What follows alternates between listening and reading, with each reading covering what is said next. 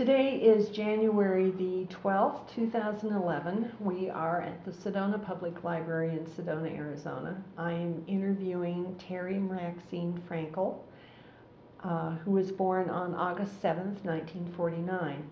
My name is Jolene Pierson, and on camera I have Bruce Spector. Thanks, Bruce.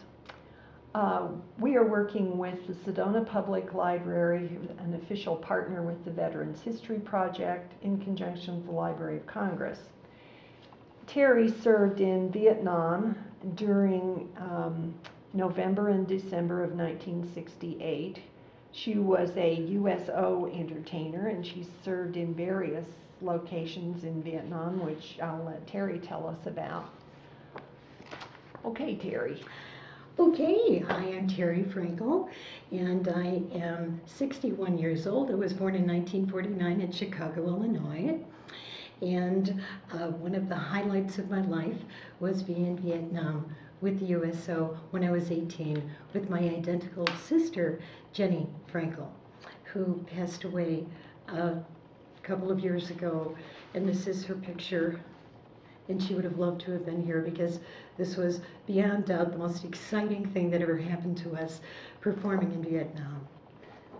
Terrie, how did you happen to get involved with the USO and go to Vietnam? Well, when we were living in Chicago, our father read an article in the newspaper that a man by the name of Sig Sakowicz, a radio and television personality, Polish, in Chicago, was looking for an accordionist to take to Vietnam.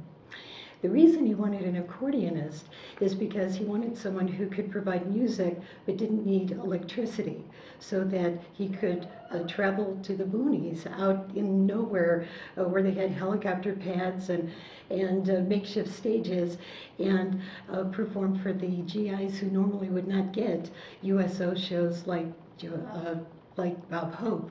So my father wrote to Sig Sakowicz and he said, I have two accordionists. We had been playing accordions from the age of 6. And Sig Sakowicz said, great. So he let us join his troupe. The troupe consisted of Sarah Sue. She was a dancer in the Gaslight Club in Chicago. And Tony Diamond, he was a comedian. So that was our troupe.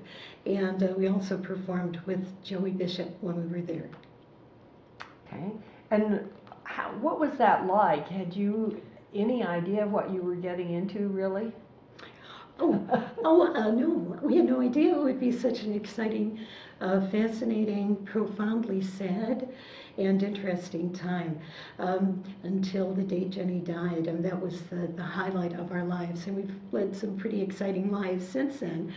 But just performing in Vietnam with the USO, with the Hollywood Overseas Committee, was a treasured memory, and we went to a lot of different places. It was terrific. Tell me about one of the more memorable and maybe challenging performances that you had.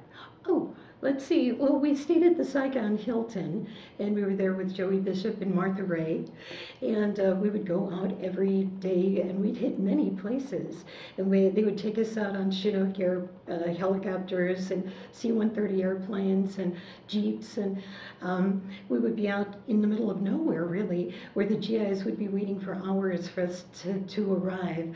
And sometimes we would actually spend the night. One time we spent the night in a camp, and they had to roust us in the middle of the night, and they rarely ever flew at night, and we had to get out, and they flew us out of there because they had heard that there were some BC who could possibly be in the area. So that was pretty exciting. Were you frightened? No, we weren't frightened because we were so well protected. We had a GS-15 rating, so we had our own personal escort officer, Frank Grappone, and we had people surrounding us all the time, and they were very, very protective of us. And they treated us like we were Marilyn Monroe. Everywhere we went, they were so excited to see us and happy and protecting us, and we felt very, very